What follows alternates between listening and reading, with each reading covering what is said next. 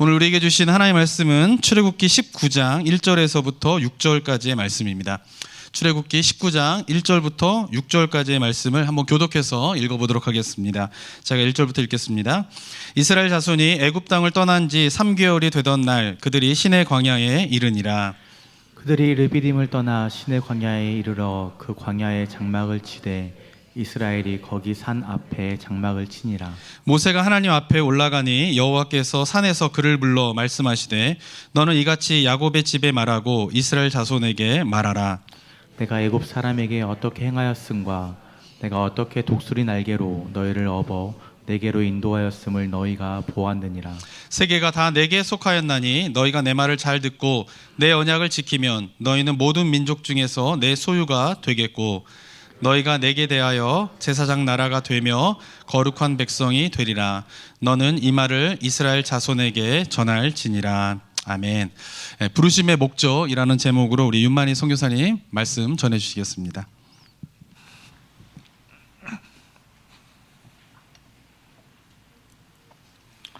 할렐루야. 이렇게 귀한 교회에 불러주셔서 감사합니다. 우리 감비아 선교에도 동참해 주시고 또 이렇게 부족한 선교사를 주일 강단에 세우셔서 진심으로 감사드립니다. 우리 유 목사님과 18년 만에 만났어요. 신학교 다닐 때 보스턴에서 만났다가 18년 만에 만났는데 제가 아프리카로 가고 우리 목사님이 여기 벨리지어로 올 줄 그 누가 알았겠습니까? 하나님의 큰 섭리 가운데 또 이렇게 목사님 이곳으로 이끄셔서 또 귀한 사역 담당하고 있으시라고 믿습니다. 교회 참 좋은 것 같아요. 너무 좋고 또 우리 성도님들 만나 뵙게 돼서 진심으로 반갑습니다. 저는 서아프리카의 감비아라는 나라에 사역하고 있는데 나중에 한번 지도를 보세요. 제가 사진을 안 갖고 왔어요. 일부러 좀 상상을 좀 하시라고. 그래서 나중에 지도에서 감비아라는 나라를 좀 찾아보시기 바랍니다. 잠비아 아니고 감비아입니다. 영어로 G. 잠비아는 Z거든요. 그래서 감비아를 찾으셔야 됩니다. 제가 사실 감비아에 대해서 할 이야기가 참 많겠잖아요. 지금 한 8년 반을 감비아에 사역했으니까. 근데 오늘 감비아 이야기를 안 하려고 합니다. 오늘은 성경 이야기를 하려고 합니다. 마침 유 목사님께서 마태복음 설교하시면서 하나님 나라에 대해서 설교를 하고 계신다고 하셨어요. 그래서 제가 하나님 나라에 대해서 사실 제가 선교를 하면서 내가 하는 일이 어떤 성경의 어떤 전체적인 어떤 큰 그림 속에서 내가 하는 일이 무엇일까 고민을 하게 되지 않겠습니까? 이 하나님 나라의 관점에서 볼 때 내가 하는 일이 무엇일까 그런 고민을 평소에 많이 하는데 오늘 출애굽기와 창세기를 통해서 이 하나님 나라가 과연 무엇인가 목사님 설교 많이 들으셨죠? 네, 마태복음 쭉 지금 설교 듣고 계시는데 저는 마태복음이 아니라 창세기와 출애굽기를 통해서 하나님 나라에 대해서 좀 설명을 해보려고 합니다. 예수님께서 우리에게 기도를 가르쳐 주시면서 이렇게 하라고 하셨잖아요. 주의 나라가 임하옵시고 뜻이 하늘에서 이룬 것 같이 땅에서도 이루어지이다. 그러니까 주님께서 우리에게 기도하라고 하시면서 하나님의 나라가 이 땅 위에 임하도록 기도하라고 가르쳐 주셨습니다. 예수님께서 이 세상에 오신 것도 사실은 이 땅에 하나님 나라를 가지고 오기 위해서 오셨다고 볼 수가 있겠습니다. 그래서 예수님의 사역 가장 처음에도 그리고 중간에도 그리고 가장 마지막에도 예수님께서 줄곧 설교하신 것이 무엇일까요? 하나님의 나라에 대해서 설교하셨어요. 그래서 우리가 하나님의 나라가 무엇일까 좀 이해를 해봐야 되는데 여러분 하나님의 나라는 아주 간단하게 말하면 하나님이 다스리시는 곳이겠죠. 하나님의 다스림이 임하는 곳. 그래서 우리가 하나님의 나라를 이야기할 때 최소한 4가지가 필요합니다. 첫 번째는 왕이 필요하고 두 번째는 백성이 필요하겠죠. 당연히. 그 다음에 뭐가 필요할까요? 법이 필요하겠죠. 그리고 마지막엔 땅이 필요합니다.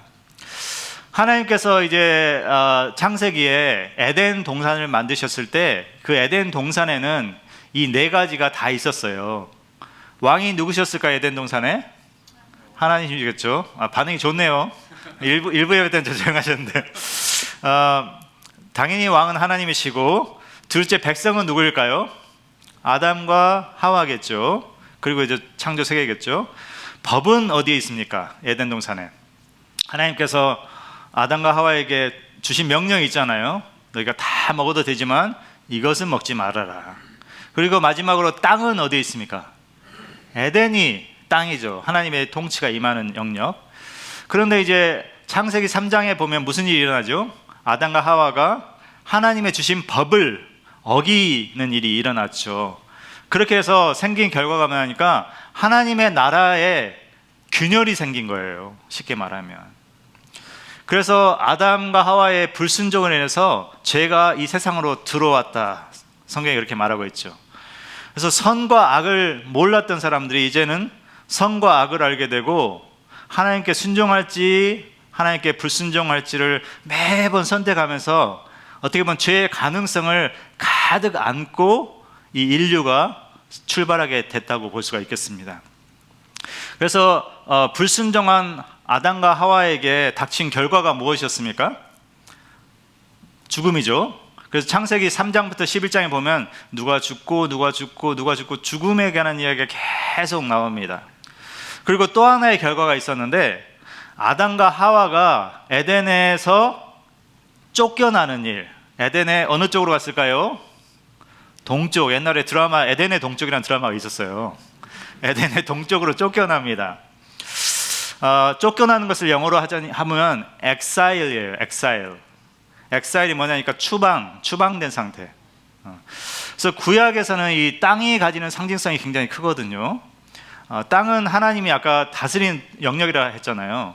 그런데 하나님의 백성이 그 땅을 죄와 불법으로 가득 채우면 레위기서에서 말씀하시기를 그 땅이 그 백성들을 토해내겠다, 이런 표현을 쓰더라고요. 구약을 보니까 땅을 잃게 되는 것이죠. 그러니까 추방당하는 엑사일이 일어나는 것이죠.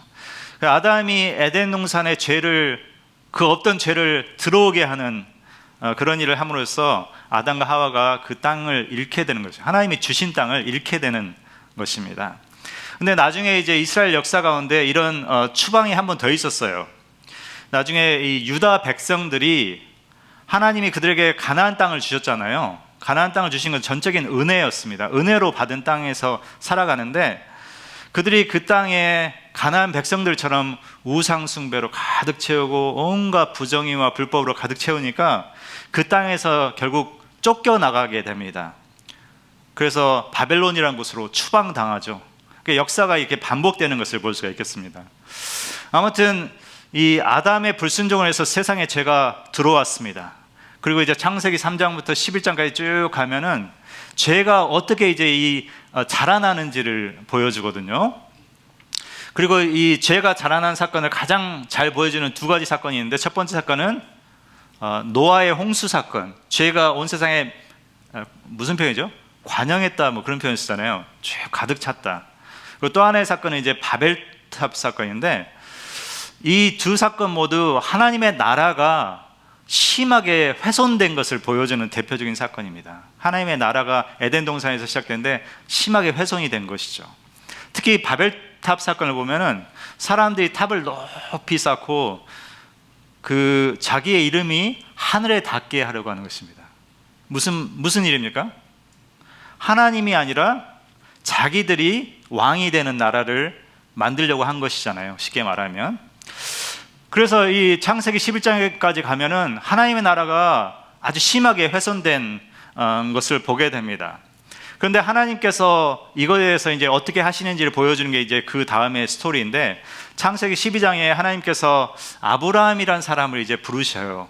이게 이제 하나님의 구원의 긴 역사의 아주 첫 번째 발걸음이십니다. 하나님께서 자기를 떠난 세상을 포기하지 않으시는 것입니다. 그리고 하나님께서 하나님의 나라를 이 땅 가운데 다시 회복시키시는 그 장기적인 구원 계획을 실행하시는 것이죠. 그것이 바로 아브라함을 부르신 사건인데, 이 사건을 이렇게 자세히 살펴보면, 가만히 묵상해 보면은 하나님은 정말 큰 계획을 가지고 인류를 구원하시려는 큰 계획을 가지고 있으셨지만, 그 계획이라는 것은 아주 작게 시작한다는 것입니다. 한 사람을 부르시는 것에서 시작한다는 것입니다. 하나님의 일은 아주 작게 시작하고 나중에 굉장히 커지는 그런 특성이 있습니다. 그래서 창세기 12장 1절에 3절을 좀 읽어보도록 하겠습니다. 보시면 저랑 교독할까요? 1절 한번 읽어보시죠. 시작. 너는 너의 고향과 친척과 아버지의 집을 떠나 내가 내게 보여줄 땅으로 가라. 내가 너로 큰 민족을 이루고 내게 복을 주어 내 이름을 창대하게 하리니 너는 복이 될지라. 너를 축복하는 자에게는 내가 복을 내리고 너를 저주한 자에게는 내가 저주하리니 땅의 모든 족속이 너로 말미암아 복을 얻을 것이라 신지라. 예, 이 말씀이 참 중요합니다. 이 성경 전체를 보는 관점을 제공하는데, 하나님께서 아브라함을 부르시면서 세 가지를 약속하십니다. 첫 번째는 너는 너의 고향과 친척 아버지의 집을 떠나 내가 너에게 보여줄 땅으로 가라. 그러니까 하나님께서 땅을 주겠다 약속하신 거예요. 여러분 땅 갖고 싶으시죠? 땅을 주리라 이렇게 약속하시고, 두 번째는 내가 너로 큰 민족을 이루고, 이게 무슨 약속이니까 둘째 약속은 자손에 대한 약속입니다. 한 사람이, 아브라함이라는 한 사람이 큰 민족을 되겠다는 것이죠. 그러니까 쉽게 말하면 하나님께서 그분의 백성을 만드시겠다는 것이에요. 쉽게 말하면. 여러분 창세기를 좀 읽어보셨을 것 같긴 한데, 창세기를 읽으시면서 이 약속 있잖아요, 자손에 대한 약속이 어떻게 이뤄가는지를 주의하면서 창세기를 읽으면 창세기를 좀 다르게 읽을 수 있습니다. 제가 좀 설명해 드릴게요. 그 창세기 12장에 이제 하나님께서 아브라함이라는 한 사람을 부르시잖아요. 근데 창세기가 쭉 가서 창세기 마지막까지 가면은 아브라함의 한 사람에서 몇 명으로 자라나면 70명으로 자라나요. 그렇죠? 그런데 한 명이 70명이 되기까지 숱한 위기가 있습니다. 하나님의 약속이 내가 너 자손 많게 해줄게 했는데 약속은 있는데 중간에 위기가 너무나 많아요. 어떤 위기들이 있었냐니까, 아브라함의 아내 사라는 아들 이삭을 얻기 위해서 25년이라는 긴 시간을 기다려야 했다는 것입니다. 그리고 그 아들 이삭도 그 아내가 아들 한 명 얻기 위해서 20년이라는 시간을 또 엄청나게 길게 기다립니다. 이 barrenness, 그 불임의 시간이 있었다는 것이죠. 또 아브라함과 이삭이 자기 아내들이 너무 이뻐가지고 아내들을 이방 왕들에게 뺏겼습니다. 그리고 겨우 찾아내요. 아브라함은 자기 아내를 2번이나 뺏겼다가 찾고, 이삭은 한 번 뺏겼다가 겨우 다시 찾아냅니다. 여러분, 아내를 뺏기면 자손을 얻을 수 있을까요, 없을까요? 없겠죠, 당연히. 그리고 하나님이 주신 그 땅에 기근이 이렇게 있어가지고, 거의 기근이 있으면 살기 힘들잖아요. 그리고 또 문제는 자손이 이제 생겨나기 시작했는데 형제들끼리 사이가 엄청 안 좋아요. 에서가 야곱을 죽이려고 그랬잖아요. 그래서 야곱이 막 생명을 부지하기 위해서 형에게서 도망가는 일. 그리고 야곱의 아들들이 쭉 있었는데 이복 형제들이잖아요. 야곱의 아들들이 요셉을 또 죽이려고 온갖 노력을 다 하지 않습니까? 그래서 하나님께서 아브라함에게 큰 자손을 주시겠다 약속하셨지만 중간에 위기가 너무나 많았습니다. 그래서 창세기를 통해서 우리가 보는 것이 무엇입니까? 약속이 있을 때도 위기는 있다. 또 하나는 모든 위기 가운데서도 불구하고 하나님은 그의 약속을 신실하게 이루신다는 것입니다. 이게 창세기의 어떤 큰 관점이에요. 그리고 이제 하나님께서 아브라함에게 주신 세 번째 약속, 다시 창세기 12장 1, 2, 3절로 돌아오면은 세 번째 약속은 이것입니다. 내게 복을 주어 너의 이름을 창대하게 하리니 너는 복이 될지라. 여러분, 하나님께서 아브라함에게 내가 너에게 복을 주겠다, 너 자손들에게 복을 주겠다, 이 말은 쉽게 말하면 내가 너희에게 특별한 하나님이 되겠다. 그리고 너희는 나의 특별한 백성이 되겠다. 그러니까 특별한 관계로 들어간다는 거예요. 특별한 관계. 그래서 하나님이 나중에 언약 백성을 만드시잖아요. 그래서 이 하나님께서 여기서 약속하신 것은 기본적으로 나는 너와 너희 자손들의 하나님이 되겠고 너와 너희 자손들은 나의 백성이 되겠다. 이걸 약속하신 거예요, 사실은. 그래서 이 하나님께서 아브라함에게 주신 이 약속을 우리가 좀 이렇게 다시 이해해 보면, 첫 번째는 땅을 주겠다. 두 번째는 큰 민족을 이루게 하겠다. 그리고 세 번째는 특별한 관계를 맺겠다. 하나님께서 무엇 하시려는 것 같아요? 하나님께서 이 세상에 하나님을 다 떠났다 그랬잖아요. 하나님을 떠난 세상 속에서 하나님께서 자기의 나라, 하나님의 나라를 세우시려는 것입니다. 그게 바로 하나님이 하시려는 계획이에요. 그리고 이것을 통해서 하나님께서 궁극적으로 이루고자 하시는 일이 무엇이냐?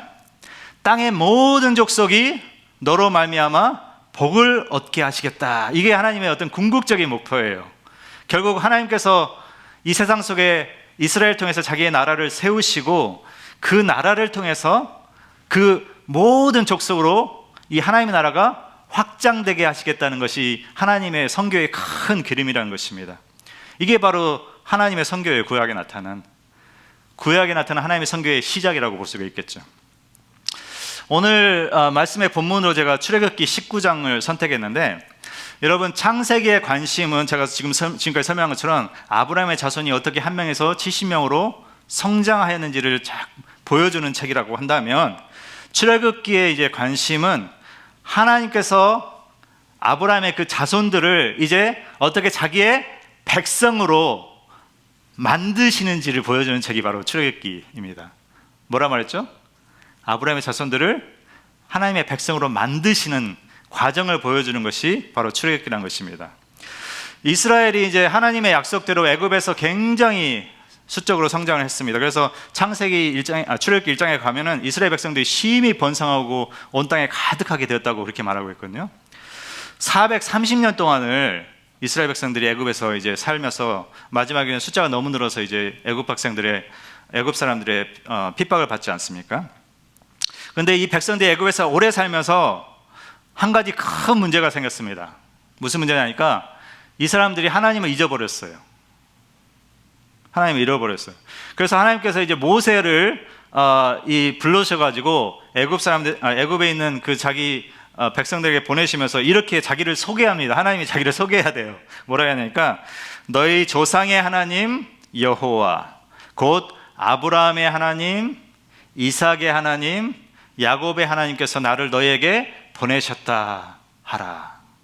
그러니까 하나님이 자기를 이제 인트로듀스하는 거죠. 자기를 소개하는 것입니다. 하나님께서 이제 이 백성들에게 너희는 너희의 정체성을 잃어버렸지만 사실은 나는 너희를 잊지 않았다. 내가 너희를 선택한 그 선택은 후회하심이 없다. 사실 이런 거예요. 하나님이 이스라엘을 부르신 그 부르심에는 후회하심이 없다는 것입니다. 그리고 이제 오늘 본문에 이제 4절에서 6절이 나오는데 같이 한번 읽어보실까요? 졸리시는 분 없으시죠? 설마? 제가 4절 읽을 테니까 5절 읽으십시오. 내가 애굽 사람에게 어떻게 행하였음과 내가 어떻게 독수리 날개로 너희를 업어 내게로 인도하였음을 너희가 보았느니라. 5절. 세기가 다 내게 속하였나니 너희가 내 말을 잘 듣고 내 언약을 지키면 너희는 모든 민족 중에서 내 소유가 되겠고. 같이 읽겠습니다. 너희가 내게 대하여 제사장 나라가 되며 거룩한 백성이 되리라. 너희는 이 말을 이스라엘 자손에게 전할지니라. 아멘. 여기에 하나님께서 이스라엘과 맺는 언약의 핵심이 보입니다. 하나님께서 이제 이스라엘 통해서 하나님의 나라를 만드시고자 하셨다 그랬잖아요. 근데 이 백성들은 지금까지 어디서 살아왔습니까? 애굽에서 살아왔고 하나님을 잊어버렸어요. 그래서 이 백성들을 하나님의 백성으로 만들기 위해서는 하나님께서 이 백성들에게 하신 말씀이 너희가 내 말을 잘 듣고 내 언약을 지키면 너희는 모든 민족 중에서 내 소유가 되겠다. 이렇게 말씀하시는 것입니다. 왕이신 하나님이 이스라엘을 그의 백성으로 이제 삼으시고 그들로 하여금 이제는 너희는 새로운 방식으로 살아야 된다. 내 법대로 살아라. 이렇게 하시는 거예요. 이제 하나님의 나라가 이제 시작되고 있는 것이죠. 그렇다면 우리가 생각해 보기에 왜 이스라엘은 하나님의 말씀대로 살아야 할까요? 여러분, 왜 크리스천들은 하나님의 말씀대로 살아야 합니까? 사실 오늘 제가 이 말을 하고 싶은 거예요. 왜 이스라엘이 하나님의 말씀대로 살아야 하는 것입니까? 6절에 나오는데 너희가 내게 대하여 제사장 나라가 되며 거룩한 백성이 되리라. 여러분, 거룩한 백성이 된다는 것은 다름이 아니라 이제 구별된다는 말이거든요. 그렇죠? 여러분에게 100불이 있으면 100불 있으시죠? 100불이 있으면 그냥 그 100불은 그냥 100불이에요. 근데 여러분이 만약 이 100불을 하나님께 드려야겠다 그러니까 따로 딱 구별을 하잖아요. 그러면 이 100불은 거룩한 100불일까요? 그냥 100불일까요? 그 구별하면 거룩해져요. 하나님에서 구별하면. 이스라엘이 거룩한 백성이 된다는 것은 하나님의 뜻과 하나님의 계획을 위해서 구별된 백성으로 세상과 다르게 사는 것을 의미합니다. 그래서 거룩한 백성이 되는 것은 다름 아니라 제사장 나라로 이 열국 중에서 살아가기 위해서입니다.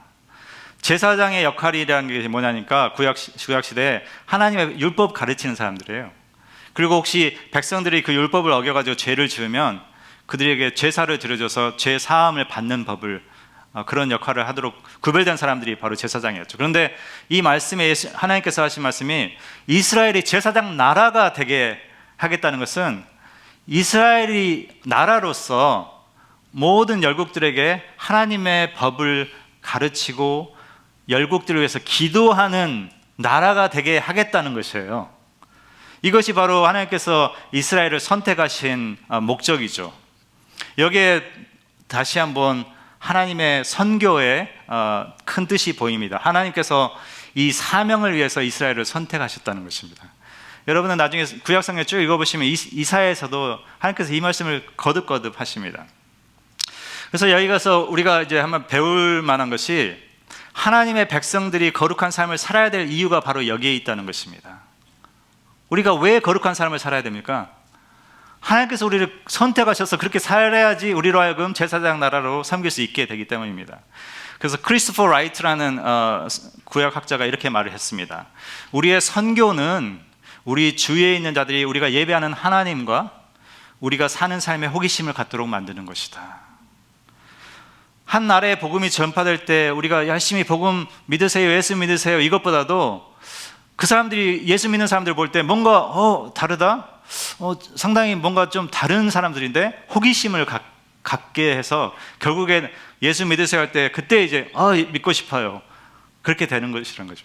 그래서 전도 활동보다 사실은 그 호기심 때문에 그 매력 때문에 교회에 오는 사람들이 더 많다는 것입니다. 그래서 교회가 어떤 선교적인 사명을 잘 감당하기 위해서 어떤 여러 프로그램을 하거나 어떤 문화 행사를 하는 것보다도 더 중요한 것은 교인들이 정말 하나님의 백성으로 잘 살아가는 것이 중요하다는 것입니다. 서로 깊이 사랑하시길 바랍니다.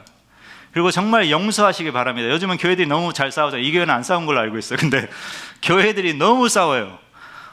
여러분 싸우는 교회 가고 싶겠어요? 안 가고 싶겠어요? 밖에도 싸우는데 안에 또 들어가 또 싸우려면 누가 교회를 가고 싶겠습니까? 근데 요즘 교회가 세상에 비난을 받을 때 왜 비난을 받을까요? 교회가 세상과 다를 것이 없기 때문입니다. 서로 미워하고 싸우고 자신들의 이익을 위해서 추구하는 이익 추구 집단이 됐다고 느낄 때 나는 저기 가기 싫다 이렇게 되는 것입니다. 하나님께서 이스라엘을 애굽에서 불러내신 후에 그들에게서 애굽의 떼를 벗기시고 마치 목욕탕에서 떼를 벗기시듯이 애굽의 떼를 벗기시고 이제 새로운 하나님의 백성으로 살아가는 법을 가르치셔야 됐습니다. 그것이 바로 구약의 하나님께서 주신 율법이에요. 여러분, 율법은 그들의 삶을 얽어매는 수단이 아니라 그들에게 새로운 삶의 방식을 보여주는 새로운 삶의 하나님 나라에서의 어떤 새로운 삶의 법이에요. 하나님께서 이스라엘에게 주신 율법은 사실 그 당시에 여러 고대 법전들이 있었거든요. 하무라비 법전도 있고 여러 법전들이 있었는데 사실 그 당시에 고대 법전들과 또 구약을 비교할 때 좀 차이점이 있습니다.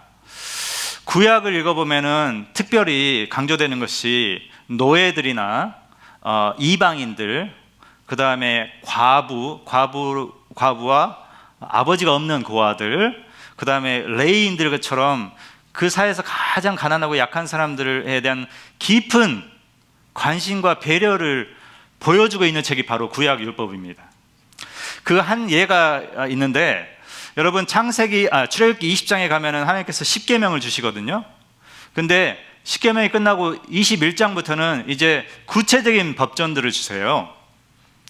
그런데 그 법전 중에서 가장 먼저 언급되는 것이 정말 놀랍게도 그들 가운데 거하는 노예들을 어떻게 보호해야 하는지에 대한 규정을 언급하는 것입니다. 사실 고대 여러 법전들은 노예들에 대해서 말할 때 가장 끝에 살짝 말하고 지나가는데, 신기하게도 구약율법에서는 가장 앞에 이렇게 너희들이 노예를 보호해야 된다. 이게 바로 이 하나님의 나라의 법으로서의 율법의 정신입니다. 이게 바로 하나님께서 말하는 의로움입니다. 여러분, 예수님께서 뭐라고 말씀하셨죠? 너희는 그의 나라와 그의 의를 구하라. 그의 나라, His kingdom, seek His kingdom first.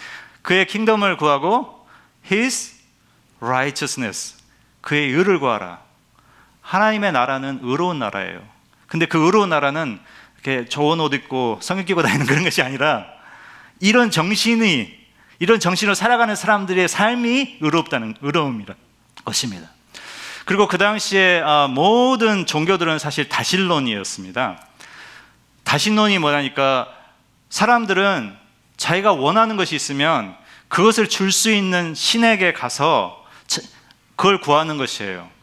그래서 내가 이것이 필요하면 그걸 줄 수 있는 특정한 신에게 제사를 드리고 그 신은 그것을 줍니다. 상당히 거래적인 관계, 영어로 transactional, 거래적인 관계예요. 기복적이고 거래적인. 그래서 그런 종교들은 제사를 드리는 사람들에게 윤리적인 요구를 하지 않습니다. 신전에서 일하는 제사장들은 그들에게 오는 사람들의 그 사람들이 원하는 물질적인 풍요나 건강을 빌어주고 그들에게서 돈을 받으면 그냥 끝나는 거예요. 하지만 하나님의 율법은 굉장히 다릅니다. 어떻게 다릅니까? 성경은 어떻게 말하냐니까, 제사보다도 더 중요한 것은 제사를 드리는 사람들의 삶이라고. 그 어프로치가 굉장히 다른 것이죠. 그리고 그 하나님의 백성들의 삶은 하나님의 거룩하심이 드러나야 된다고 이렇게 말씀하고 있습니다. 하나님의 나라의 백성으로 살기 위해서 하나님의 법을 따라서 살아야 하고, 그 법은 결국에는 우리 하나님의 어떤 분이신지를 보여주는 것이란 것이죠. 우리 하나님 어떤 분이십니까? 좋은 분이십니까? 그러면 여러분도 좋은 사람이 되는 거예요. 하나님이 의로운 분이십니까? 우리도 의로운 사람으로 살아가는 것입니다. 그게 바로 율법이라는 것입니다. 저는 이렇게 성경을 읽으면서 구약과 신약이 되게 비슷한 게 아니라 가르침이 너무 같다는 것을 발견합니다. 예수님께서 오셔가지고 가장 첫 번째, 예수님이 이제 그분의 사역을 시작하면서 가장 처음 한 말씀이 이것입니다. 회개하라, 하나님의 나라가 가까웠느니라. 여러분, 이 말씀을 가만히 생각해 보면은 하나님의 나라가 가까운데 예수님께서 뭐라고 하시죠? 회개하라. 그러니까 하나님 나라에 들어가기 위해서는 회개하라는 것이에요. 회개가 무엇입니까? 이전의 삶의 방식을, 애굽의 때를 벗어버리고 이제 하나님의 백성으로서 새로운 삶의 비전과 새로운 삶의 목표를 가지고 살아가라는 것이죠. 전적인 삶의 변화를 가리키는 것입니다. 그리고 예수님께서 어느 날 제자들에게 내가 곧 길이요 진리요 생명이다 라고 하셨을 때, 그 말씀은 너희들이 나만 믿는다고 말하면은 내가 천국 데려가 줄게, 이런 말씀이 절대 아닙니다. 예수님께서 하신 말씀은 내가 걸어가는 이 길, 내가 지금까지 너희들에게 가르쳐준 이 제자도, 내가 그동안 그렇게 하나님의 나라에서 말한 이 삶의 방식으로 걸어간 그 길을 너희도 같이 걸어가야라. 그런 삶으로 살아갈 때 하나님의 나라, 하나님이 있다는 것입니다. 그래서 초대교회에서는 예수 믿는 사람들을 그 웨이를 따르는 사람들이라고 불렀습니다. 사도 바울이 그 도를 따르는 사람들을 쫓아다니잖아요. 예수 믿기 전에. 그래서 이 길이라는 것은 우리가 회개하고 하나님을 섬기는 그의 백성들이 따르는 새로운 삶의 방식입니다. 그래서 교회에서 계속 여러분이 교회에 오면 주일날 이렇게 사십시오. 하나님의 백성, 여러분, 우리가 이렇게 살면 하나님의 백성이 되는 게 아니에요. 이게 순서가 굉장히 중요하잖아요. 여러분이 의롭게 살면 하나님의 백성이 됩니까? 아닙니다. 여러분이 하나님의 백성이 되셨기 때문에 이제 하나님의 백성으로 살아가는 것입니다. 할렐루야. 여러분, 하나님께서 이스라엘 백성들을 먼저 구원하시고 구원하신 후에 이제는 너희가 내 백성이 됐으니까 이렇게 살아라, 그렇게 말씀하셨죠. 하나님이 너희가 이렇게 율법에 맞춰서 살면 그러면 내가 한번 고려해 볼게, 이렇게 말씀하셨습니까? 아니잖아요. 그렇죠? 이슬람교, 제가 사는 나라의 종교는 이슬람입니다. 95%. 모든 사람들이 이슬람인데, 이슬람 사람들은 금식을 열심히 하고 그 체리티 있잖아요. 그 구제를 열심히 하고 그러면은 하나님 나라 간다고 생각해요. 그래서 그 사람들은, 제가 이렇게 길거리 가다가 자기들 밥 먹고 있잖아요. 밥 먹으라고. 왜냐면 그거 다 이게 하나님이 그 카운트하고 계신다고 생각하거든요. 여러분, 순서가 굉장히 중요합니다. 하나님이 우리를 먼저 구원하시고 먼저 선택하시고 우리를 하여금 하나님을 닮은 백성들로 살아가라고 말씀하시는 것입니다. 제가 정리하겠습니다. 하나님께서 하나님께 불순종하고 반역하는 세상 속으로 하나님 나라를 가지고 들어오신 게 바로 성경 이야기입니다. 할렐루야. 하나님께서 그의 나라를 세상 속으로 침투시키는 것입니다. 그게 바로 하나님의 선교입니다. 어떻게 시작되었습니까? 아브라함을, 한 사람을 부르는 것에부터 시작되었습니다. 그리고 그에게 약속을 주시죠. 땅을 주겠다, 자손이 되게 하겠다, 그리고 특별한 나의 소유로 삼겠다. 그래서 하나님은 애굽에서 종으로 살려있던 아브라함의 자손들을 구원해 내시고 이제 그의 백성으로 변화시키는 것이 바로 출애굽기라는 것입니다. 그리고 그들에게 구원하였을 뿐만 아니라 이제 사명을 주셔요. 제사장 나라로, 거룩한 백성으로 살아라. 이스라엘은 모든 열방들에게 하나님의 법을 가르치고 그들을 위해 기도하는 제사장 나라로서의 사명을 받았습니다. 이것이 바로 이스라엘의 선교적 사명이고 우리에게 주신 교회로서의 사명이라고 저는 믿습니다. 그래서 선교는 그냥 프로그램 중에 하나가 아니라 우리의 정체성이라고 생각하시면 되겠습니다. 하나님께서 우리를 선택하신 목적이고 궁극적인 계획이십니다. 그리고 이 모든 것을 이끌어 가시는 분이 하나님이셔요. 여러분들이 하시는 게 아니에요. 선교사가 하는 것이 아닙니다. 목사님이 하시는 거 아닙니다. 장로님이 하시는 거 아닙니다. 하나님이 하시는 일이라는 것을 여러분 믿으시기 바랍니다. 하나님의 나라는 우리에게 달려있지 않습니다. 하나님의 나라는 하나님이 이끌어 가십니다. 우리는 그냥 사용될 뿐입니다. 지금도 하나님께서 전 세계 수많은 사람들을 선교사로 불러내세요. 브라질에서 엄청난 선교사들이 오고, 인도에서도 오고, 또 나이지리아, 아프리카에서도 선교사들이 막 파송되고, 저같이 선교에 전혀 뜻이 없던 사람도 하나님께서 너 선교사해라 그래서 이렇게 선교를 하고 있고, 하나님께서 이끌어 가신 줄 믿습니다. 그리고 한국 교회가 감당해야 될 사명이, 한국 교회는 지금 좀 약해진다고 하지만 사실 엄청난 자원과 엄청난 능력이 있습니다. 아시아 교회가 아직도 연약하고요, 남미 교회가 아직도 연약하고, 아프리카가 아직도 연약한데 이 교회들을 잘 세워나가는 것이 한국 교회가 감당해야 될 사명이라고 저는 믿습니다. 그래서 결론적으로 하나님의 나라와 선교는 구별될 수 없습니다. 하나님 나라로 부르신 것에 바로 선교적인 사명이 있다는 것입니다. 우리가 이 거룩한 부르심을 잊지 않고 살아갈 수 있기를 바라고 같이 저도 계속 기도하겠습니다. 같이 기도하시겠습니다. 하나님 아버지, 주의 말씀으로 우리에게 주의 뜻을 보이시니 감사합니다. 하나님, 우리를 구원하시고 우리에게 사명을 주신 것을 감사합니다. 잊지 않고 이 삶을 살아가게 하여 주시옵소서.